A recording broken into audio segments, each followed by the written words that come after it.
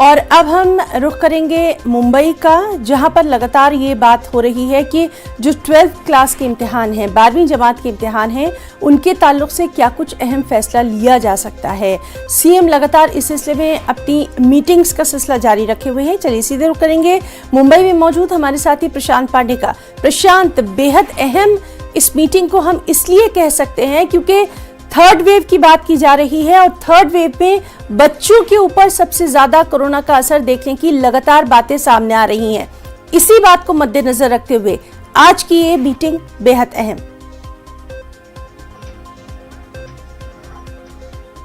जी बिल्कुल, देखिए काफी अहम मीटिंग होगी और जिस तरह से हमने देखा कि कोरोना के चलते पहले भी 10वीं और 12वीं की जो परीक्षाएं मार्च में होती थी उसे पोस्टपोन करके मई और जून में रखा गया था।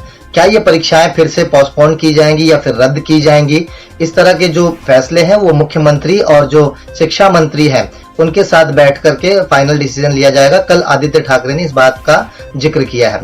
सबसे अहम बात मैं आपको बताऊं एक बार फिर से, अगर हम कोरोना के आंकड़ों पर ध्यान दें तो कल हमने देखा कि महाराष्ट्र में 26,600 नए केसेस एक दिन में मिले हैं और वहीं 594 यानी तकरीबन 600 लोगों की मौतें हुई हैं।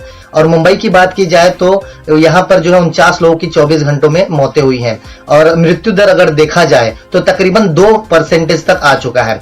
सबसे अहम बात नांदेड़ और नंदुरबार की जाए, ये दो जगह ऐसे हैं जहां पर बहुत ज्यादा संख्याएं जो है कोरोना के बढ़ते जा रहे हैं। जो 2% मृत्यु दर यहाँ पूरे महाराष्ट्र का आका गया है, तो वहां इन दो जगहों का अगर मृत्यु दर आका गया है तो 7% तक जाता है, यानी 7% तक जाता है। और उसकी वजह यह बताई जा रही है कि जो पेशेंट्स हैं वो काफी लापरवाही कर रहे हैं, वो काफी देर से इलाज के लिए जो है अस्पतालों में पहुंच रहे हैं।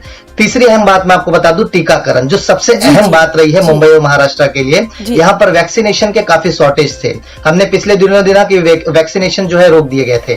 आज जो है वैक्सीनेशन की प्रक्रिया शुरू की गई है, लेकिन उसमें कंडीशंस रखे गए हैं कि जो 60 और 60 बरस के ऊपर लोग होंगे उन्हें वैक्सीन दिया जाएगा पहला टीका, और जिनका दूसरा टीका बाकी है उनको दूसरा टीका दिया जाएगा। तो एक परसेंटेज देखा गया तो 80% ऐसे लोग हैं 60 और 60 के ऊपर जिनके दूसरे टीके की आज डेट है और उनको वॉकिंग करना है, उनको रजिस्ट्रेशन नहीं करना है। वहीं दूसरी तरफ हम देखें तो 45+ जो वॉरियर्स है और जो स्वास्थ्य से रिलेटेड जो हमारे वॉरियर्स है उनका दूसरा टीका जो है दिया जाएगा, लेकिन तब दिया जाएगा जब वो पहले टीका का प्रमाण पत्र लाएंगे। यानी देखा जाए तो महाराष्ट्र गवर्नमेंट की तरफ से पहल काफी कुछ की जा रही है, लेकिन अहम खबर यही है कि जब 10वीं और 12वीं की परीक्षाएं एक बार पोस्टपोन की गई थी तो क्या इस बार फिर से नई तारीख तय की जाएगी या फिर इसे कैंसिल किया जाएगा, और कैंसिल किया जाएगा तो किस हिसाब से मार्क्स जो है वो 10वीं और 12वीं के विद्यार्थियों को दिया जाएगा।